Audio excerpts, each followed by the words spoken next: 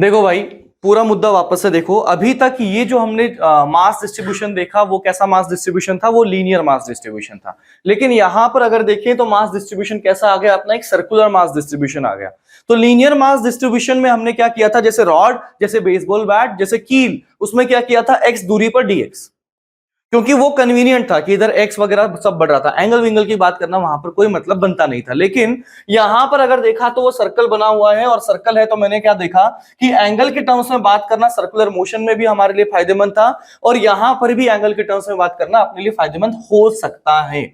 तो मैं क्या किया कि सर यहां से एंगल थीटा पर एक छोटा सा एंगल बना लिया। कितना एंगल बनाया? D theta. तो उससे बनने वाला जो आर्क होगा बड़ा होगा कि छोटा?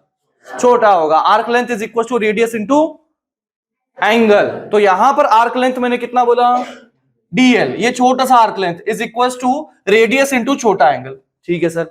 अभी सवाल में दिया था, क्या दिया था? लैम्डा दिया था। लैम्डा मतलब क्या?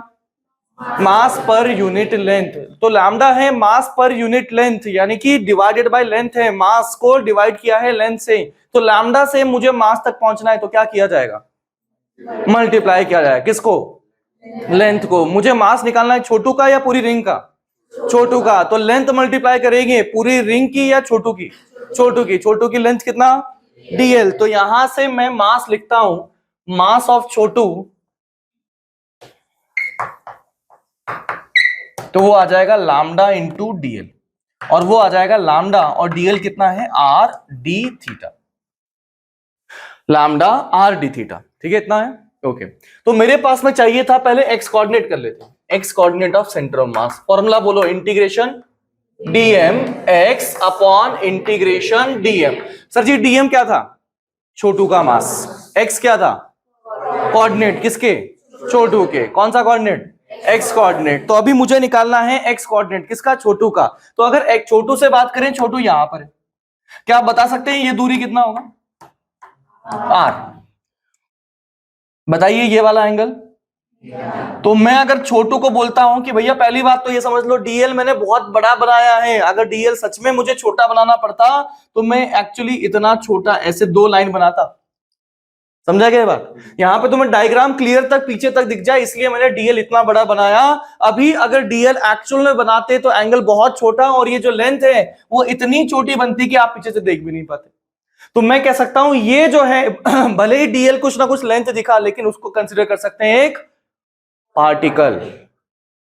एक सीधा एक छोटू सा पार्टिकल कंसीडर कर सकते हैं। और अगर पार्टिकल कंसीडर कर लिया तो मैं देखता हूं कि इस पार्टिकल की कुछ ना कुछ ऊंचाई है, और ये गैप भी कुछ है। तो मैं देख सकता हूं ये दूरी है आर, ये एंगल है थीटा। क्या लगता है ये कितना लिखा जाएगा? बताइए ये क्या लिखा जाएगा? R sine theta. तो डीएम अभी गर्मा गर्म निकाल दिया। कितना है बोलो? Lambda R D theta. जरा एक्स की वैल्यू बताइए। R cos theta. Perfect. X क्या है? डीएम का एक्स कोऑर्डिनेट, और वो कितना आ गया? R cos theta, divided by integration क्या लिखा जाएगा? Lambda R D theta. अब इंटीग्रेशन कर लेते हैं, लिमिट्स की बात बाद में कर लेंगे। तो इंटीग्रेशन किया तो मैंने पाया कि सर देखो लैम्डा और आर ये तो सब कांस्टेंट, तो बाहर निकाल लो। तो lambda R square integration cos theta D theta upon integration के बाहर निकाल दो कौन? Lambda R integration D theta. मुझे लगता है ये कर सकते हैं आप। कितना लिखेंगे? ये लैम्डा आर स्क्वायर साथ में साइन थीटा। नीचे बोलो lambda R theta. Perfect, very good. अब जरा लिमिट्स की बात भी कर लेते हैं। तो लिमिट के लिए मुझे क्या करना है? हर एक पार्टिकल से बात करनी है। किसके पार्टिकल से? रिंग के हर एक पार्टिकल से। तो रिंग चालू करी हमने, यहां से खत्म किया यहां से। तो मैं देख सकता हूं कि सर जी हमारे पास में हर एक पार्टिकल से बात करेंगे तो हमें ऐसा घूमना पड़ेगा। शुरुआत करी तो थीटा की वैल्यू 0, अंत किया तो थीटा की वैल्यू 90 या π/2। तो मेरे पास में लिमिट जो बनेगी बोलो क्या लिखा जाएगा? 0 से π/2। 0 से π/2। यहां आ गया 0 से π/2। सिमिलरली 0 से π/2। एंड लिमिट नीचे 0, ऊपर नीचे ऊपर तो अभी सब्स्टिट्यूट भी कर लेते हैं। तो देखो लैम्डा आर स्क्वायर, ऊपर का मसाला क्या बनेगा, साइन पाई बाय 2, ये आ गया sine pi by 2 minus sine 0 whole divided by lambda R, साथ में pi by 2 minus 0। Perfect. Sir ji देखो साइन पाई बाय 2 0, तो 1 माइनस 0 इज 1, तो ऊपर का डब्बा इज 1। नीचे वाले से बात करते हैं, पाई बाय 2 माइनस 0, नीचे का डब्बा इज पाई बाय 2। देखो लैम्डा लैम्डा खत्म, आर स्क्वायर और आर, तो ये स्क्वायर खत्म, तो ऊपर बच गया सिर्फ और सिर्फ R into 1 divide by pi by 2। Pi by 2 को उल्टा करेंगे तो 2r बाय पाई। तो यहां से फाइनली रिजल्ट जो आएगा वो मेरे पास लिख सकते हैं यहां पर XCM is equal to 2r by pi. समझा ये बात? यानी कि x की वैल्यू आ चुकी है। जरा बात करते हैं y की वैल्यू विदाउट कैलकुलेशन। क्या सीधा सीधा कोई बता सकता है y coordinate of centre of mass कितना लिखा जाएगा?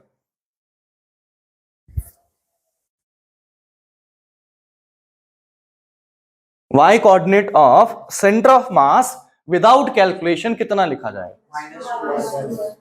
-2r by pi. Anyone else? 2r by pi. Anyone else? Om explain कर अपने आप को।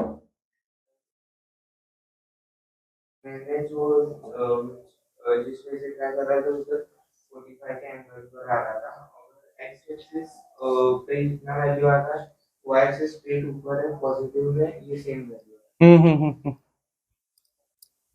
देखो भाई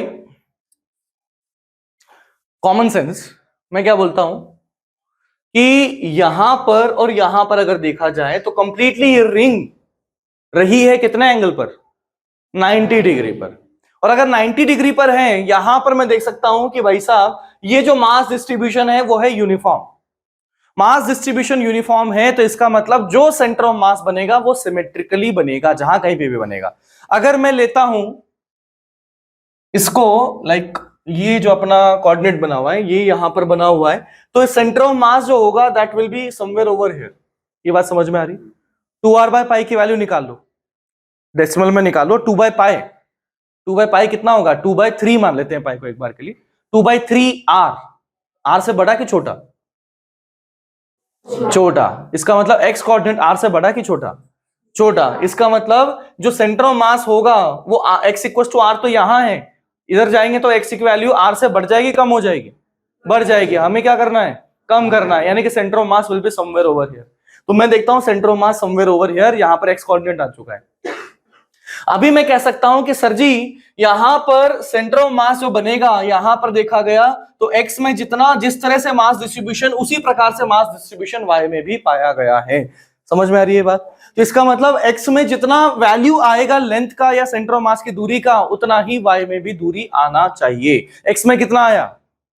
2r बाय पाई। तो y में कितना आएगा? 2r बाय पाई। तो मेरे पास में सीधा सीधा मैं चाहूं तो यहां से लिख सकता हूं 2r बाय पाई, लेकिन आपको अभी करनी है प्रैक्टिस। तो XCM जैसे निकाला वैसे ही YCM आप अभी निकालेंगे। समझा? तो फाइनली अपने पास इसका centre of mass 2r by pi and 2r by पाई पे आने वाला है। तो नोट कर लीजिए, फिर y वाला निकालें। डन?